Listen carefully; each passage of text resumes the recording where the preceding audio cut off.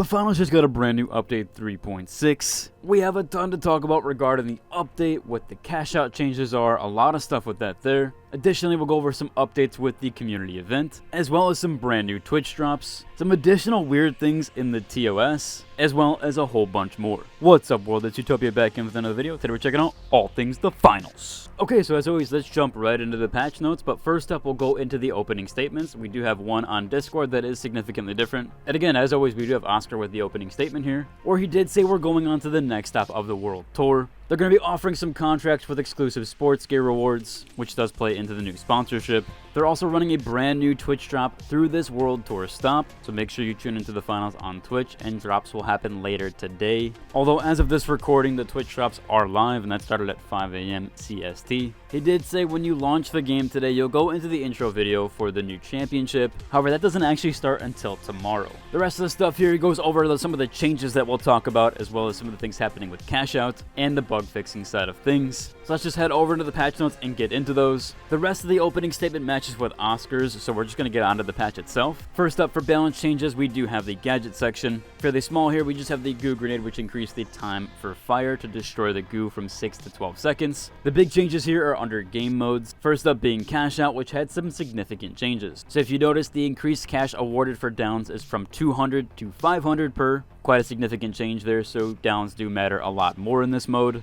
30% of the cash in a cash box is now awarded to the team that deposits the cash box the moment that it is added to the cash out station. So that's actually removed from the cash out itself. The remaining 70% of the cash in the cash box is rewarded when the cash out is completed at the cash out station. These values are rounded off to give easier to understand values. This replaces the previous 2,000 a team would receive for the initial cash out. So now for the 10,000, it is 3,000 that you receive. And then obviously the ones preceding those will be a little bit more. They also removed all cash loss penalties for team wipes. There was a way that you could play this where essentially you would get your team downed before the cash out would actually happen. At least if you knew that your team was going to go down during a push, you kind of just wanted to get yourself out, and that way you could get the team wipe going. Then the cash out would go through and you could kind of like cheese it a little bit. So I actually think that might be kind of cool mechanic there. We'll just have to see how that plays out here. They updated the vault spawning logic at the start of the match for even more distribution. I have noticed it seems that the cash out are in different places, and decently so. They also added a new notification messages to the HUD when cash is awarded to a team, and they increased the time to steal a cash out from 6 to 7 seconds. There was a dev note here with all of this. So they said here, we felt that the time the cash out generates more third-party fights than intended, as well as long-lasting team versus team encounters, and that happens in part of the incentives of the scoring system. They're testing changes to the above to see if there are any to address and improve the overall experience. Again, more than likely this is just going to be here for 2 weeks, so they can change all of this or get rid of anything. Ranked Terminal Attack does now have a reset at halftime without needing to reload the level. Should give a much smoother experience here, as the dev note says. Terminal Attack and Ranked Terminal Attack got some changes. They added health regeneration thresholds per archetype to Terminal Attack, meaning that players will now regenerate specific to the threshold based on if they're light, medium, or heavy, rather than a fixed current 100 HP.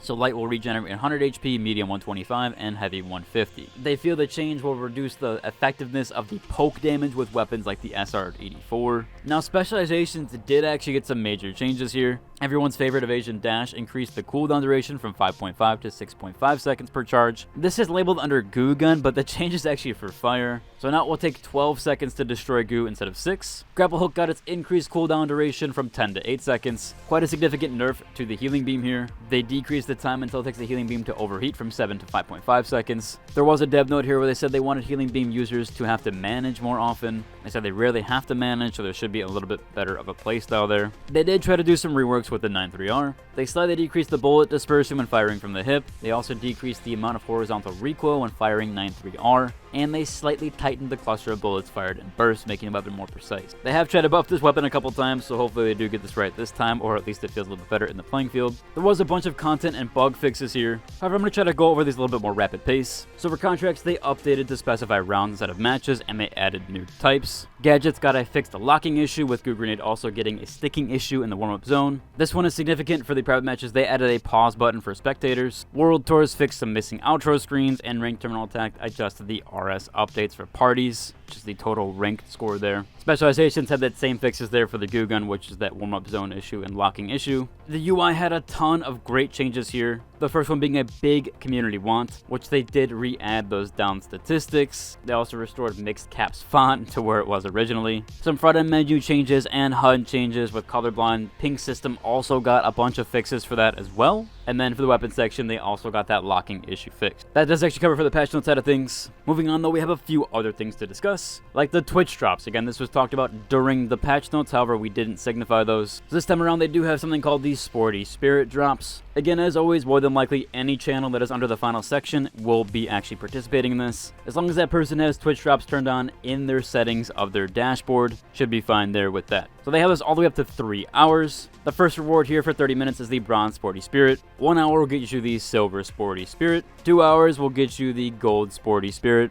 And 3 hours will get you the Early Illumination. I really do wish they would beef up some of these rewards here, although the Early Illumination does seem pretty cool. I'm hoping with maybe next season they do beef these up quite significantly. I still think the greater push on Twitch will help the game overall, especially for player count. I know they tried things with Twitch Rivals, which I thought was absolutely fantastic. That was great with that there, although we didn't see a ton of jump in player count. It was a little bit unfortunate, but I think because of all the ranked TA stuff, that it kind of added to that. So hopefully with later seasons and updates, hopefully they have some more significant kind of incentives there, and then get this game to be pushed out to more eyes. I am still hyped with Season 4. I think we're going to see a lot of changes there, so we'll have to wait and see on that. Also, a quick update here for the Community Event 3.5. That actually was 100%ed, so everybody that participated, at least with one elimination, you will receive that Disson skin for the dual blades. Additionally, we have a few last-minute mentionables here. This one, someone pointed out that elimination stealing is officially not allowed according to the finals TOS. Although this is through Nexon, this is Nexon's TOS stuff, it's still kind of funny there. I'm sure this is never going to be enforced. Again, TOS is just kind of there in general. It doesn't always have to be enforced. Again, more than likely this will never be enforced, but it is kind of odd that this is in the TOS. Although I do think this is more so on a Nexon thing, it's just so that's there in general. We saw this sort of stuff in the NetEase TOS for Once Human. There was some stuff there, but again, it didn't even apply to a lot of countries. That didn't really seem very enforceable.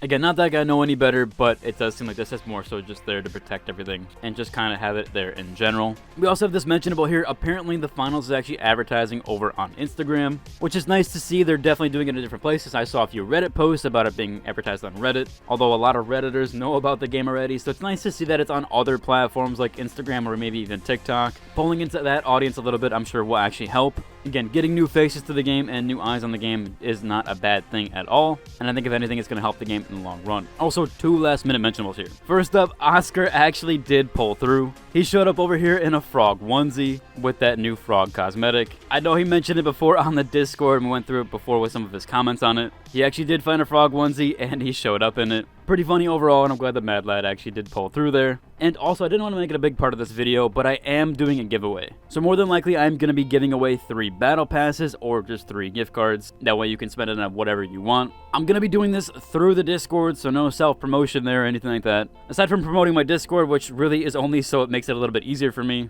I've had some issues previously trying to do a giveaway with Gleam over on my YouTube that I just don't want to deal with again, so I'm going to do it through the Discord. I'm going to figure that out tonight. It will probably be from tonight for 24 hours, or at least you can enter in for 24 hours-ish, and then the winners will receive gift cards depending on their platform. So all the details with that will be over on my Discord, and I'll have a link to that down below. Overall, it should about cover for today's video. If you like, and subscribe, and until next. Deuce!